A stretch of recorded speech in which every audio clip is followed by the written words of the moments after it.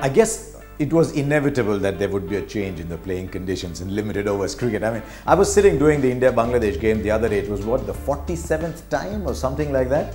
In 2015 alone, that a team has scored more than 300 runs. I mean, 300 has become a past sport now. But I think what was worrying the ICC, what was worrying a very distinguished cricket committee, was that in the last 10 or 15 overs, it was becoming a virtual free hit for the batsman.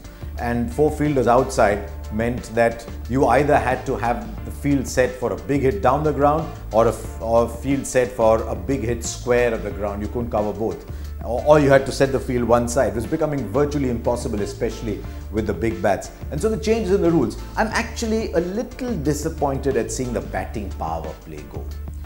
Captains hardly use the batting power play. I think only 3 or 4 teams are using it even relatively innovatively. Everyone is waiting for the 36th over and they're waiting to make it a big 15-over slog-a-thon. Sometimes when you take the batting power play early, you throw the fielding captain's strategy out, and you've got to bowl some overs early. It creates problems towards the end, but not many captains were using that. And now what's going to happen is 2 fielders outside in the first 10, 4 fielders outside in the next 30, 5 fielders outside in the last 10. It'll become a bit regimented. But I guess if you're not using the rules the way they should be, then you don't deserve the right to have innovative rules. So it's going to be regimented. It'll help the fielding captain much more. But the 5 fielders outside, I think, was essential. The intriguing rule is the no ball for all, is free hit for all no balls. Now, if you bowl a waist-high full toss fast, it's dangerous to the batsman, I can understand. But a second no ball in a T20 or a third no ball in one-day cricket will also be called, second bouncer will also be called a no ball.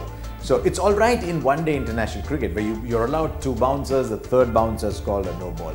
But in T20 cricket, where the bowlers need protection, the moment you've got 1 bouncer above shoulder high, that's okay. You try and dig one in above shoulder high, no ball, it becomes a free hit. So I suspect that for T20 it might need a bit looking into. But in general, yes, a no ball is an illegal ball and all illegal balls should have the same treatment. So largely I'm in consonance with this. This is a reaction to trying to pull the game back towards the bowlers. But I noticed one thing. I've noticed that the game is getting ahead of the laws. And so the laws are having to keep pace with where the game is headed. I don't know if that's inevitable or whether you need far-reaching laws for that. The one thing I'm disappointed with the new changes is that it does nothing about the size of the outfields. Some of the grounds in New Zealand at the World Cup were tiny. In England now, in the recent series against New Zealand, even on big grounds, they were pulling them in. The boundary rope was in. I don't think that's fair. I think with the extra fielder allowed outside and with the new bats, we should try and push the boundary rope as far as possible. And if grounds are too small, then so be it. They've lost out to the progress of the game. So those are my thoughts on the new changes in playing conditions. But I also believe now that you can't have too many changes in playing conditions because it just makes keeping stats and comparing people, making it completely irrelevant. So, can you compare batsmen's performance over the last 2 years with what happened 5 years ago and what's going to happen next year? So, that's a bit tricky. I think we now need to have some sort of sanctity to the playing conditions.